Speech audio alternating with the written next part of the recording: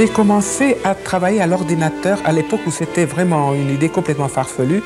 En 68, je me souviens, en 68, c'était un moment formidable où toutes les idées fantaisistes pouvaient aboutir. Enfin, on avait le courage de frapper aux portes et dire « Bonjour monsieur, vous êtes directeur d'un centre de recherche universitaire. Moi, j'aimerais essayer de faire chez vous de la peinture avec des ordinateurs. »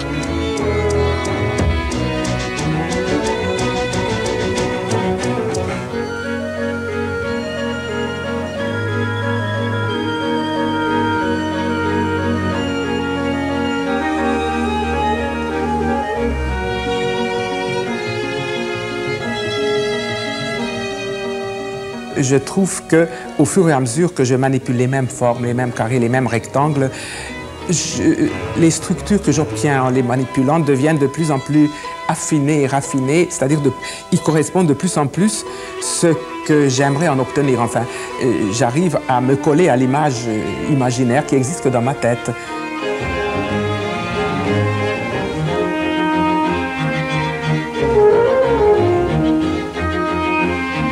J'utilise surtout des carrés et des rectangles ou des lignes, pas du tout parce que je trouve que les carrés ou les rectangles soient plus aptes à faire des œuvres d'art, mais ces choses-là ne s'expliquent pas. On est attiré par quelque chose et ça vous obsède, vous y pensez tout le temps et vous le faites.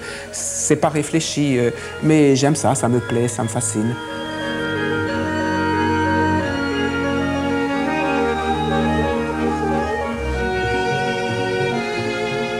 Comme toute petite fille, j'ai fait de la peinture à modification systématique. Je me souviens, j'ai fait des couchers de soleil au lac Balaton. J'avais peut-être 8 ans. J'en ai fait un coucher de soleil tous les soirs. Et puis, j'ai essayé de comparer de façon tout à fait enfantine et naïve les modifications de couleurs. Mais finalement, c'est ce qu'a fait Monet plus tard, ou beaucoup plus tôt, pardon. Et moi plus tard.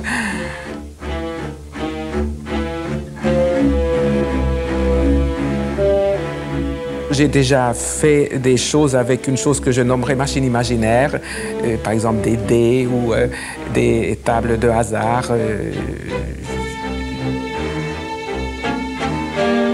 Et c'est en 1948 que j'ai trouvé sur une gravure de Dürer, dont le titre est La Mélancolie, en haut et à droite, un tableau carré avec 16 chiffres inscrits dans ce tableau. J'ai recopié les 16 chiffres et je les ai joints d'une seule ligne en allant de 1 à 16. Ça a donné un très très beau dessin, tout simple, tout symétrique, cristallin, pur, dur. Ça m'a beaucoup plu. Beaucoup plus tard, c'était peut-être vers 81, je me suis dit, est-ce que la beauté de ce dessin vient de ce carré magique? Je ne suis pas tellement sûr. Alors j'ai essayé de manipuler ça à l'aide d'ordinateur. Seulement, au lieu d'aller dans l'ordre qu'indiquait le carré magique de Dürer, je suis allé au hasard, c'est-à-dire que j'ai procédé à une espèce de permutation de 16 points, avec la seule contrainte que je visitais chaque point, donc je faisais 16 arrêts.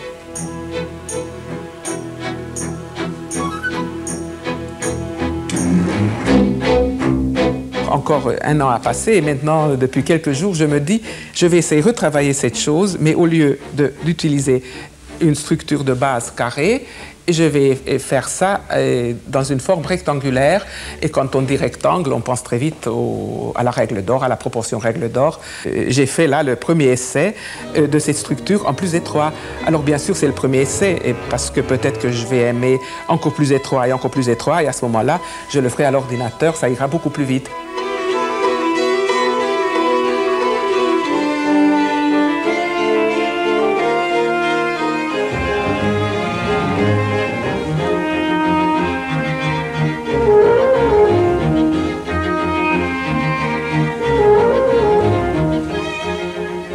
Alors, Lettre de ma mère, c'est une espèce d'excursion dans un autre domaine. Ma mère m'a envoyé toutes les semaines une très belle lettre avec sa belle écriture gothique, comme on écrivait à l'époque de l'Empire austro-hongrois. Mais elle était nerveuse et les débuts de lignes étaient tout à fait réguliers et vers la fin des lignes, ça devenait un tout petit peu plus désordonné. Et au fur et à mesure que le temps passait, déjà le début de la ligne était plus désordonné, la fin encore plus désordonnée, et tout à fait à la fin, c'était indéchiffrable. Et j'étais fasciné par la forme visuelle de cette chose et j'ai essayé d'imiter, le simuler, comme on dit, sur ordinateur. Je trouve que, point de vue simulation, ça ressemble formidablement à son écriture. J'aimerais essayer de me situer comme tendance ou appartenance artistique. Alors, je serais entre les constructivistes, et les gens qui s'occupent de computers, et les conceptuels, c'est-à-dire entre trois cons.